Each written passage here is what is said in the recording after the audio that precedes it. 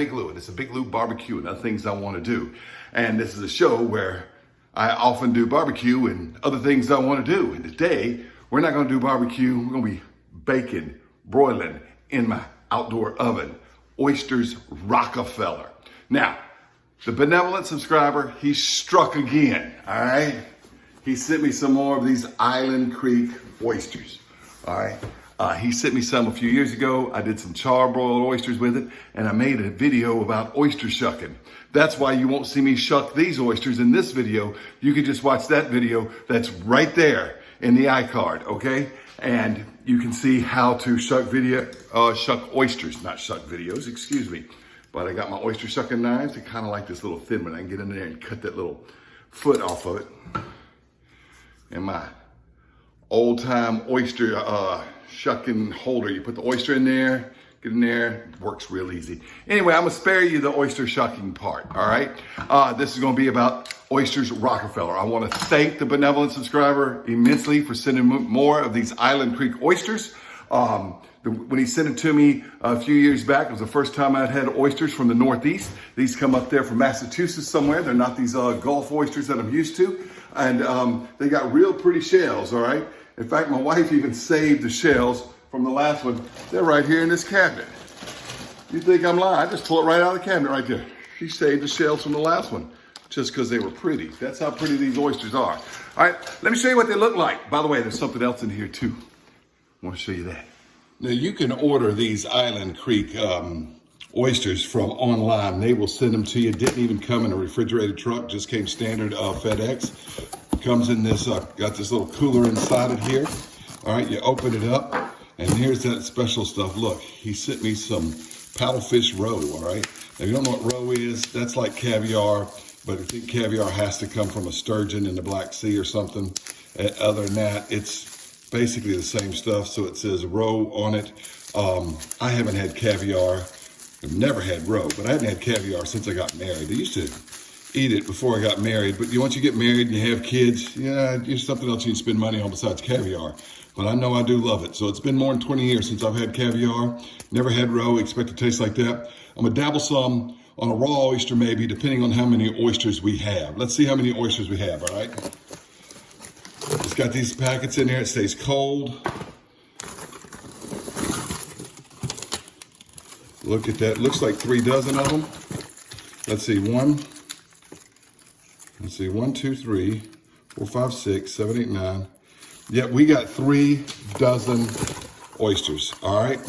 So I may go ahead and eat one raw, put some roe on it. If not, I'm just gonna put the roe on a cracker and eat it that way, but I really wanna make Rockefeller, so I think I'm just gonna keep it 3 dozen. Before we shuck the oysters, we wanna make this sauce, all right? Now, if you don't know, Rockefeller was a very wealthy man in the late 1800s and early 1900s. He founded Standard Oil, considered to be one of the richest people of all time. Okay, well, Oysters Rockefeller got started at Antoine's, a famous restaurant in New Orleans, in 1899. They had a similar topping or filling or sauce or whatever you call this Rockefeller stuff that they served with escargot. Wasn't exactly the same, but it was very similar, all right? But they couldn't get, after the Spanish-American War or something, they couldn't get snails imported to New Orleans from France anymore. It was hard, so they decided to start using local ingredients. So they started using Gulf Coast oysters, all right? And they tweaked the recipe a little bit, and it's green, by the way, like money, all right? It's green like money, and then somebody ate it and said, that's as rich as Rockefeller. All right, yeah, it's got heavy cream in it, okay, and it's gonna be really good. Got spinach in it to make it green, all right? So let's show you how we make this Rockefeller filling, topping, sauce, whatever you call it. And if you don't like oysters, you could probably smear this on chicken if you wanted to, put it on shrimp, or serve it on something else, but it was designed for these oysters. All right, now what we're going to use is I've got a standard little grocery store package of green onions. I have washed them, that's why they look wet. All right, I'm gonna chop the root ends off, chop them up. We've got about 3 cloves of garlic, and I've got some spinach here. This is baby spinach, but you could use full-grown spinach if you want. Says thoroughly washed right there, so I'm not gonna bother washing it, just gonna chop it up. You could run it through a food processor if you want, but you do want to chop it up all kind of fine, all right? And that's probably about the closest you're gonna get to measurements in this sauce recipe when you watch me. And I've chopped up the green onions. You want them finely chopped. You know, it's kind of small, and you don't need to puree them, but if you want to put them in a food processor, you can. Just don't turn them into a smoothie. And I got the garlic kind of finely chopped, and I'm gonna do the same with the spinach leaves, just going at it like this. Watching not to get my fingers. Show you what that looks like when they're all chopped up, okay? All right, so I got the spinach chopped up. Some of it's fine, some of it's got coarse, but that's gonna be good enough to make our sauce. Now you could add fresh parsley. I don't have any fresh parsley on hand. I'm gonna use a little bit of dried parsley in it, but this is still gonna be a very good Rockefeller filling topping sauce, whatever you call it. All right, it's time to start the filling in the sauce. Now, if you're looking for exact ingredients, you know, like the metric system where everything's divided by 10 and they use decimals and they get their grams and their milliliters and everything right exact. Need a calculator to understand it.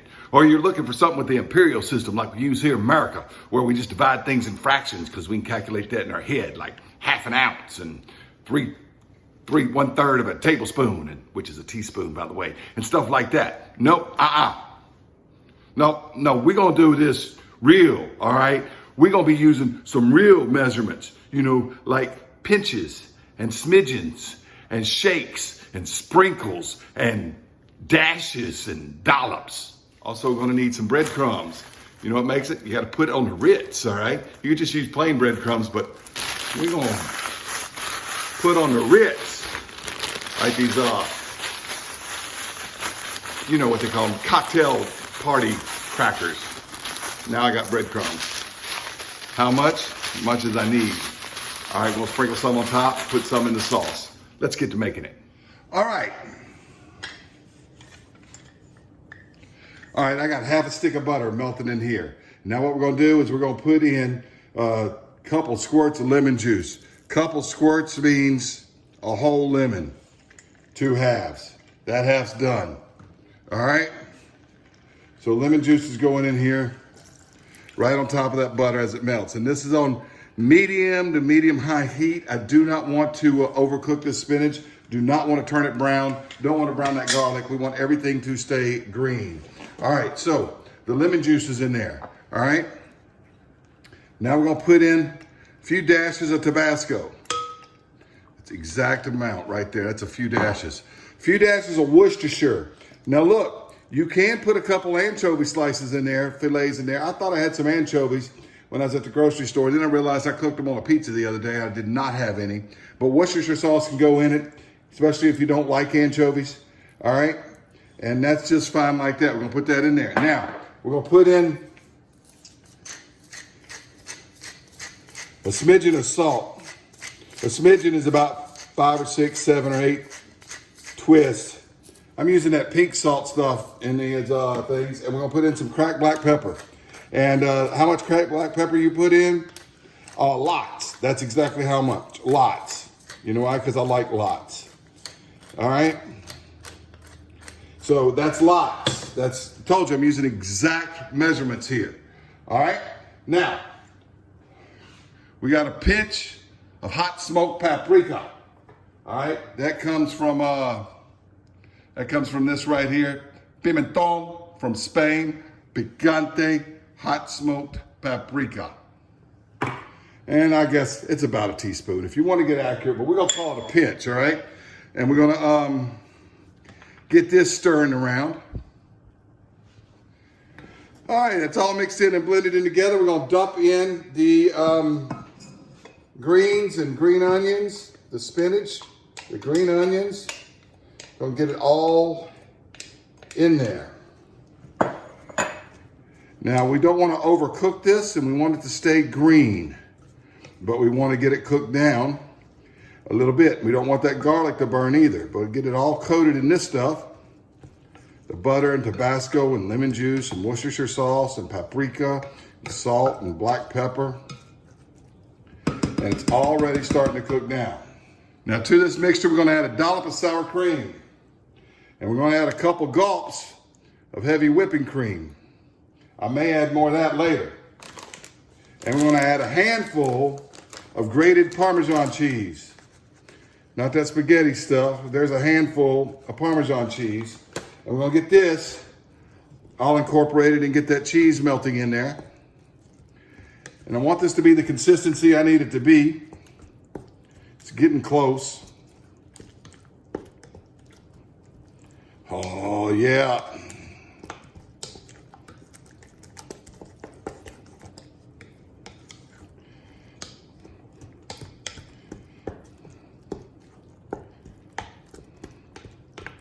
Now,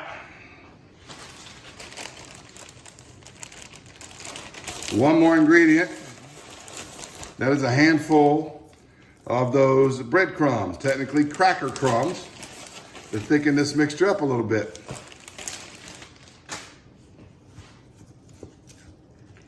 Not much, just a little.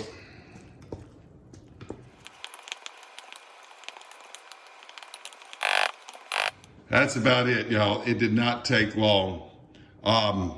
Video segment says 2 minutes and 38 seconds. So did a little editing there, but didn't take long. We're gonna leave it just like that, turn it off the heat. And I am gonna cover it while I shuck these oysters. Dead nabbit, I began to shuck the oysters and realized I left out 2 ingredients. So I added pinches of parsley and a jigger of white wine. All right, I got the oysters on there. Now, if you count them, there's only 35. I don't know what happened to that other one. I just was tempted as I was shucking them. Shucking went pretty quick. Got the sauce ready to go here. It's cooled down to about room temperature. You can do it when it's cold. You do not want to put it on when it's hot because you start topping these right here. And by the time you get to the other side, these are cooked. So you don't want to put the sauce on there when the sauce is hot. We just spoon it on top of each shell, just like that. I'll do that one in the middle so you can see it center camera, all right? And that's all I'm going to do. Try not to touch the oysters with the spoon so that the sauce doesn't get contaminated. I could serve it on top of something else. That's all I'm gonna do. I'm gonna top them all like that. We'll be right back. They're all filled, and I had just enough sauce for those 35. Sure, I'm glad something happened to that other one. What I'm doing now is just putting on these crumbled crackers. I could have crumbled them a little more. Just sprinkling these on the top. All right, now that I got crackers on top of them all, we're going back with the grated Parmesan and sprinkle that on each one of them. Just like this. Don't think you can have too much. Oysters Rockefeller. This may be my favorite way to eat oysters. Man, oh man. But it's rich. It's high in calories. But it is so delicious. Gregor, I can't thank you enough for this. Uh-oh, did I just out my anonymous benevolent subscriber? Whoo-wee. Look at all this. Look at all that. All right, this is done. Ready to go in the oven. All right, this is my wood burning oven by Ñuke. I got a good fire coals going down there, and it's heated up to about 350. Now I will tell you, this is my second take on this, and I had the door open, so that's showing a little low right there, but it's 350 on the inside there. I'm gonna put these on the top rack. Just shove them in like that. Shut the door. We'll have Oysters Rockefeller in just a few minutes. All right, it hadn't been long at all, but it's time to pull these out of here. Look at this right there. Oysters Rockefeller. Everything is browned up on there real easy. Y'all, that is delicious. Let's go inside and take a look. Oh my goodness, and they smell even better. These, oh, I love Oysters Rockefeller. And the spinach is still green like Rockefeller's money, all right? Woo, I can't wait to put these in my mouth. All right, I got 8 on this plate, but I'm gonna eat another 4. Oh yeah. Let's, oh, Hannah, you just stepping in the camera. Hi, she's already had one. Somebody's phone dinged in my taste test video. Eli's had a few of them. How are they, Eli? They're amazing. He said they were the best they ever had. That's what he was supposed to say, because that's what he said when he wasn't cute. How are they, Eli? The best I've ever had. Thank you. I didn't pay him to say that. Hannah's here. She's had one or two. How are they? They are really, really good. The best? Go ahead. Yeah, they weren't what I was expecting, but they're really good. I don't think they've ever had Oysters Rockefeller before. I have, though. Oh, my goodness. All right, look, I'm getting it right out of this one, okay? Right like that. Oh, yes, it's perfect. Now, I forgot 2 ingredients when you saw me make the sauce, but I fixed it, all right? These are good. Anything with spinach and cheese is bound to be good. Like That Parmesan cheese is just fantastic in this. I gotta eat another one. Can't stop. Guys, Oysters Rockefeller. If you've never had it before, you gotta have it. It's maybe my favorite way to eat oysters. And I like them raw, and I like them char grilled. I like them bienville. I like them in stew. I like them on an oyster po' boy. I love oysters. These things are fantastic. Que rico son. Oysters Rockefeller. Big Lou Barbecue. Thanks to the benevolent subscriber.